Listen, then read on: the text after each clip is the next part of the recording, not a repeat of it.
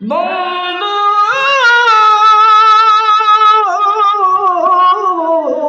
খালিদ বিন ওয়ালিদ বলে, খালিদ বিন ওয়ালিদরে তোমরা চিনোনি? কোনা আমরা খালিদ বিন ওয়ালিদ জীবনে দেখি নাই।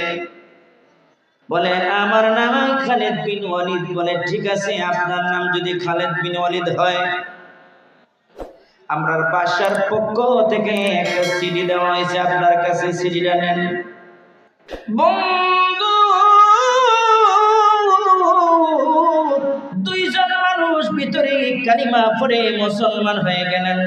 কার হাতে মুসলমান হলেন? খালিদ বিন ওয়ালিদের হাতে।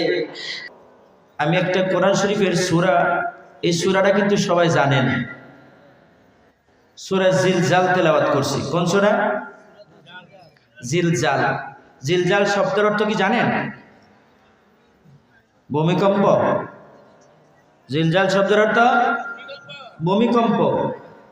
আমরা ভূমিকম্পের মধ্যে আছি। অল বিশ্বের মধ্যে, পৃথিবীর মধ্যে যুদ্ধে জর্জরিত হয়েছে ইসরায়েল বাহিনী, ইহুদি বাহিনী মুসলমানদেরকে নিরীহভাবে হত্যা করে, অত্যাচার অবিচার করে যাদেরকে নেস্তেনাবুদ করে দিচ্ছে ফিলিস্তিন, ঠিক কিনা? কিন্তু হিজবুল্লাহ বাহিনী, হামাস বাহিনী কয়জন? অল্প কয়েকজন সদস্য। বন্ধুরা আমার, হযরতে ওমর ফারুক আযম রাদিয়াল্লাহু তাআলা আনহুর জামানায় ইস্ট লন্ডন এলাকার একটা এলাকা ছিল মদিনা থেকে 950 মাইল দূরে। কত মাইল? 950 মাইল দূরে মদিনা থেকে। কে রাস্তা কম না বেশি? মুসলমান একজন যথেষ্ট, ইমানদার একজনে যথেষ্ট, মুমিন একজন যথেষ্ট। আমাদের নাম হলো তিনটা, একটা হলো মুসলমান, আরেকটা হলো মুমিন, আরেকটা হলো ইমানদার। কয়টা হলো? তিনটা। যারা মাইক চালান তারাও কিছু শুনলেন, এটা ফ্রি, দেখি ভাইলে, ফ্রি ভাইলে।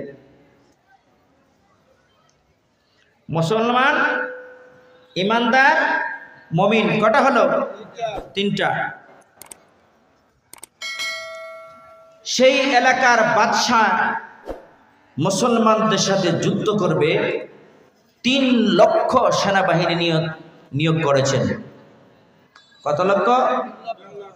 আইজও ইহুদি গাজায় তেল আবিবের মধ্যে যুদ্ধ করে